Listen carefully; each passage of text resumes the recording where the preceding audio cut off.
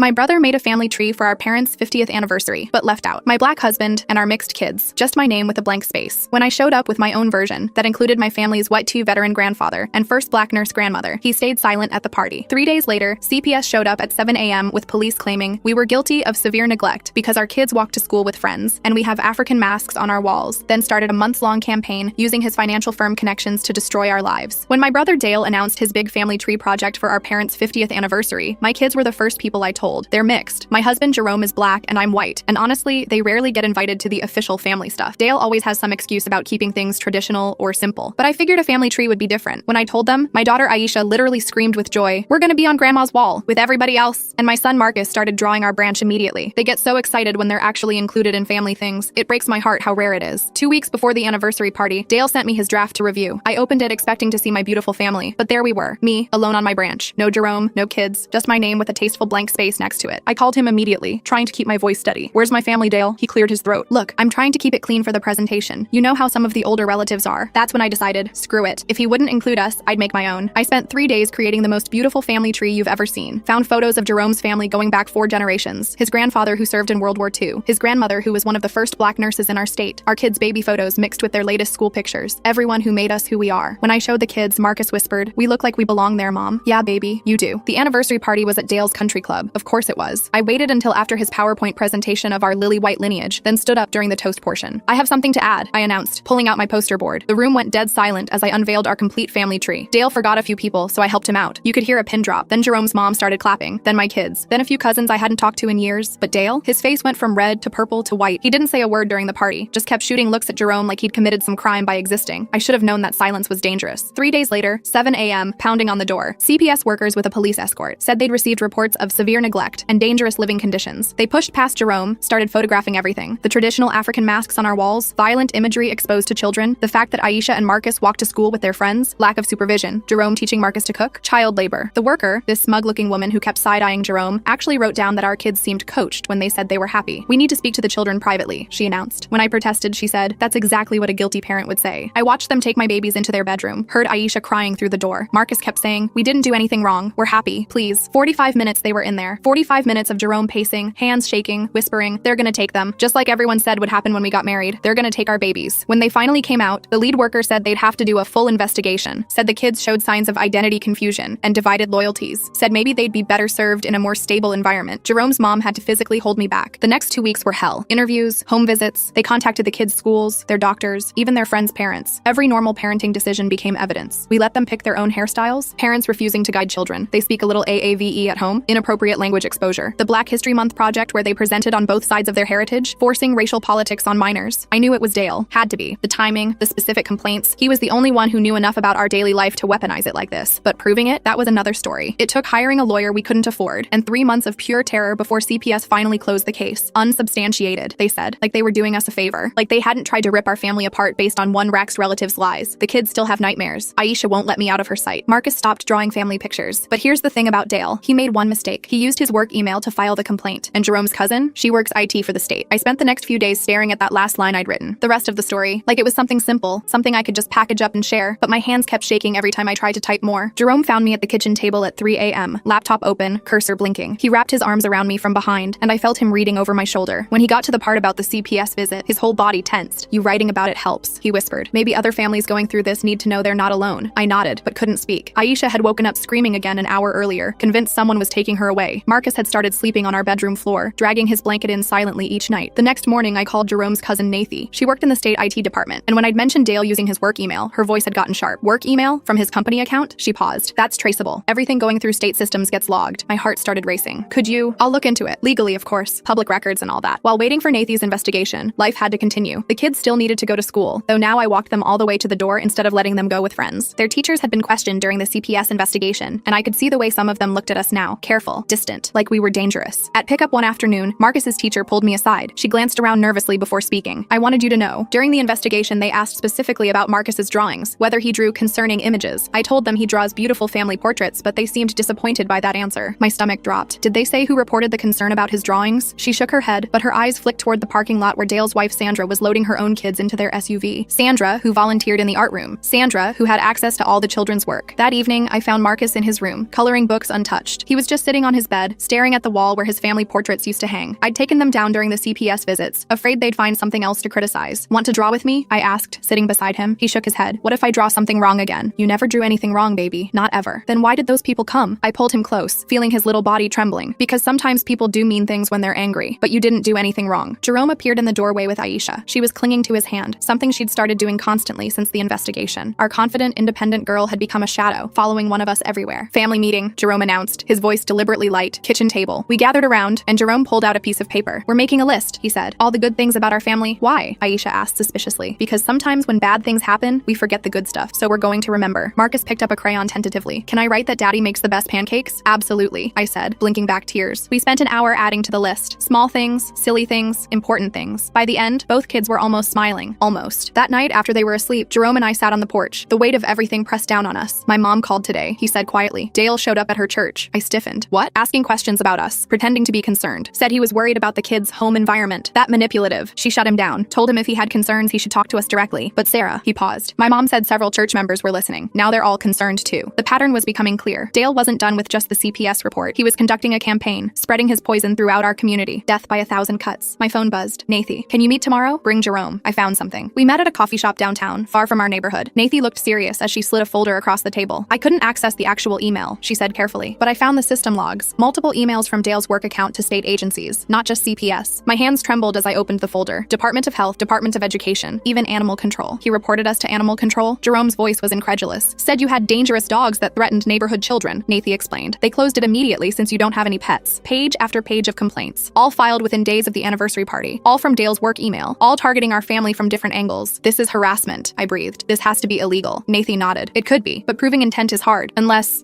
what? Unless there's a pattern beyond just your family. Has Dale done anything like this before? I thought back through years of family dynamics. Dale's controlling nature, his fury when things didn't go his way, his strange satisfaction when certain relatives got divorced or faced hardships. I need to make some calls, I said. That evening, I started reaching out to family members, carefully, quietly, starting with my cousin Alexandra, who'd gone through a nasty divorce 5 years earlier. It's funny you ask, she said slowly. Right before things got really bad, we started getting all these official complaints. CPS said someone reported my ex for substance use. The health department got a report about our pool. It nearly destroyed him in court. Did you ever find out who reported it? A long pause.